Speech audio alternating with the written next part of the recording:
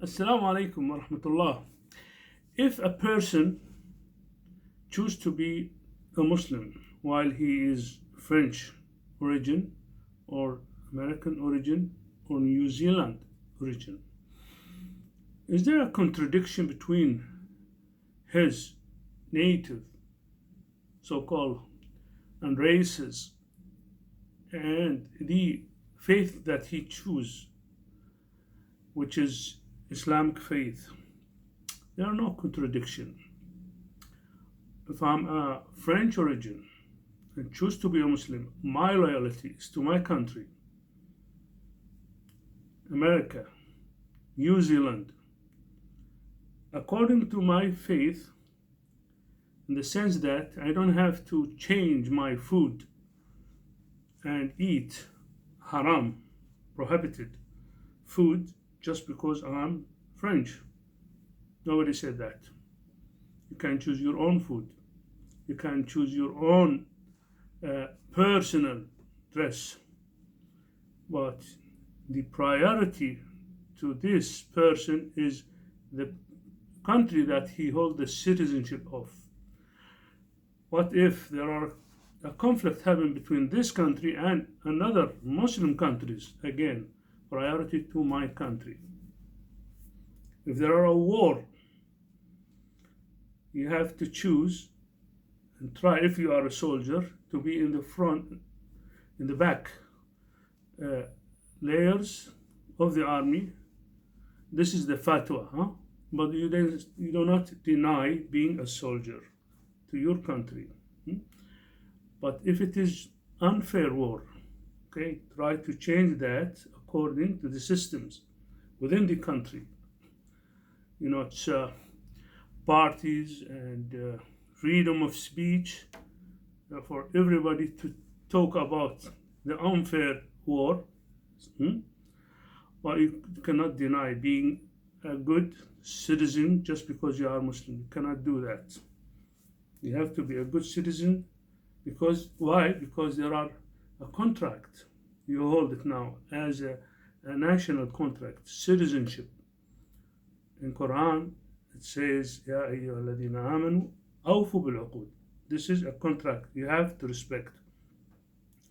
And the contradiction between your faith and the nonsense policies has the tools to express.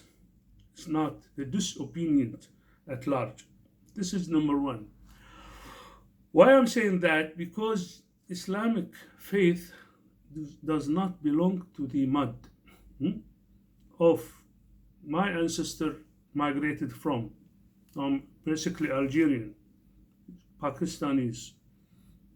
Since I have this contract with this country where I'm now a citizen in, I have to respect this. In Islam, it's not a race where I came from. It is a contract. Ya ayyuhalladhina amanu awfu bil uqud. Therefore, Allah Azza wa Jalla says in the first surah in Quran, Alhamdulillahi Rabbil Alameen.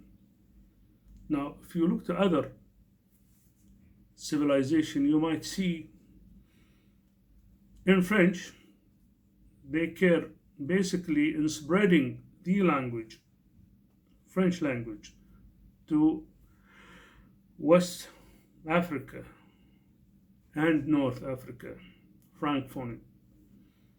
This is priority. Maybe in America in the first half of the last century, it was spreading Catholic belief. In Spain, 300 or 400 years, their priority is to invade and colonize Latin America and transfer gold and wealth and dominate on that continent and change their language and faith by slaughtering, etc. Islam does not have such things. Wealth in Indonesia stayed there in that country and all of the countries Islam reach. Language of the Indonesian stayed as it is. even local culture. Enter, they got the values that gave them immunity against other civilization came later on. So it is a win deal from those nations with this faith, rather to be a slave for somebody or to shift the wealth. Even during Soviet time, wealth from Middle Asia been shipped, transferred to Russia, and from Poland to Russia. It's not the case. It's rebuilt the same civilization in Far East and even in Spain. None of the wealth of Spanish or Andalus civilization been shifted even during Umayyad time to the Caliph himself. It's known that Caliph Umar have received very luxury gift from Azerbaijan. His leader there, he sent them a very nice dates mixed with honey, with saffron. He said, what's that? He said, it's a gift brought to you from Azerbaijan. He said, well, this is very nice. So all of the people of Azerbaijan have the same level of quality of this food. They said, no, Khalif, it's only for you. It's been specially made for you. He said, well, did I send you there to bring me such thing? Take it back. If all of the people of Azerbaijan got the same quality and in the hand of every person there, then bring it to me. So it was a message, and it is very well known story in Azerbaijan, as a friend from there told me. He said, this is part of our culture. Now, again, it is not a race. Even when he said Bukhari, Muslim, those basic science in Islam, without them, Islam cannot be like what is it today in keeping the hadith and other science, not only hadith. So it's a partnership between all kind of races. Even I've read somebody said, well, but Bukhari used to be Arab origin. I don't look at to these things. We don't belong to mud. We don't belong to ash. We belong to the values came from Allah Azza wa Jal. If he is coming from whatever background, Arab, Pakistani, or Mongolian, and he stayed in Azerbaijan or Bukhara, Uzbekistan, in his childhood he have received the good values from somebody that he raised this kind of capabilities for Bukhari, for Muslim, for Naisaburi. Without this culture around him in that city, in Uzbekistan, he wouldn't be this kind of science, not because of his mud. So stop talking about races and mud. This I can hear it in America sometimes. Say, well, I'm half Italian and half Puerto Rico and half. This is a butcher language. Well, this shoulder. Well, this is the leg. In faith, we don't deal with people with mud, with flesh. We deal with belief, with their faith. Inna akramakum indallahi atqakum. What is atqakum? It's to watch His satisfactory, Almighty Allah in whatever things we do. For instance, good relation with my relatives. Why do that? Because I'm expecting something in there in turn. Hadith says this is not wasil. Wasil who is doing the best for his relatives, his ancestor, his family, far family. You don't do this to get something in return. This is not wasil. This is, they call it compensation. Al-Mukafi. They gave me 100, I give you 100. This is not wasil. This is a deal, kind of commercial deal. Al-Wasil, who do it and expect return from Allah.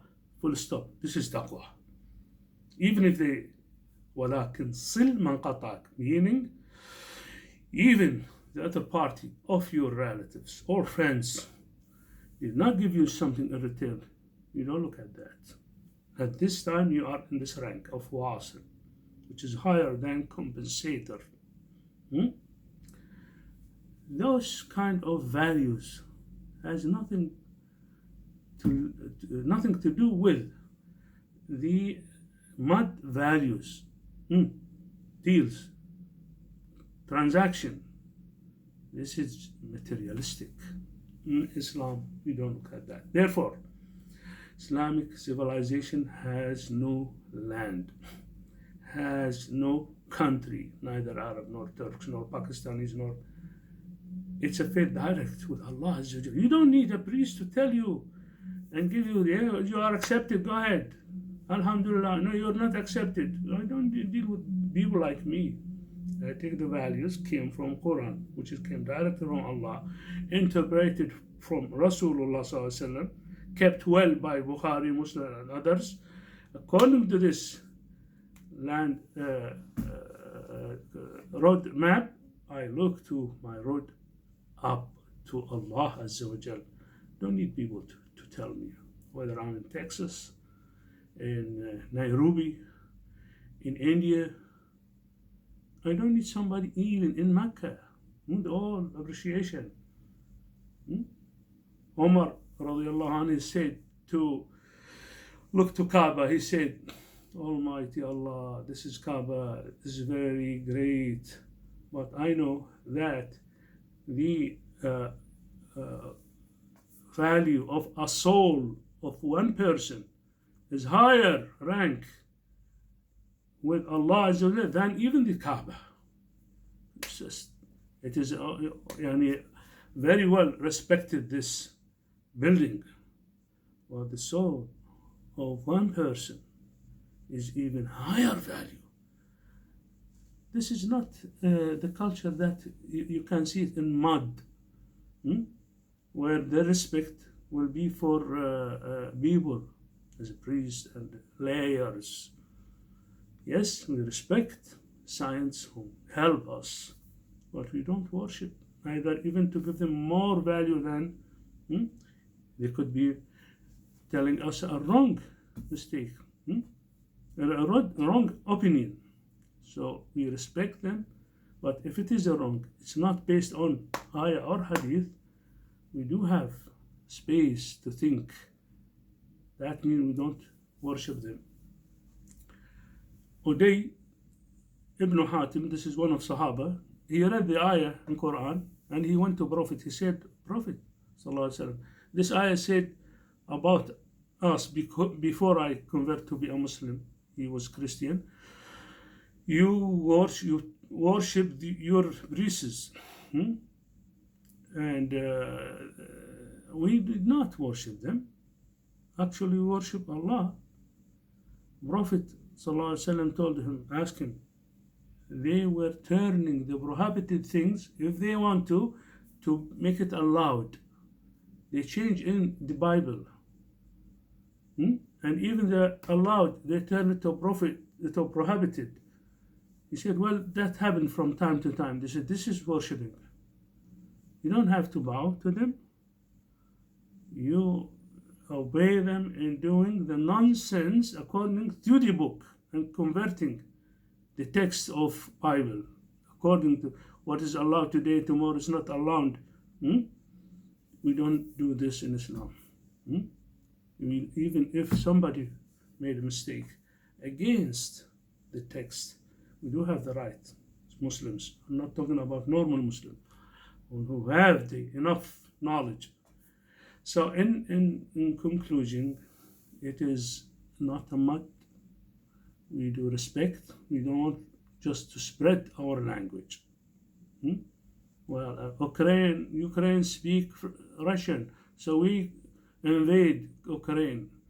German, Dutch, Hitler time, well, this land has We don't do this. We don't go by mud. Hmm? We don't want to shift people from A to B area on this continent. Stay where you are. Worship Allah directly. You don't need us. But yes, we follow the same values, same direction in our daily prayers, because we are targeting one direction, to Almighty Allah's satisfaction. حافظكم الله وجزاكم الله خيرا.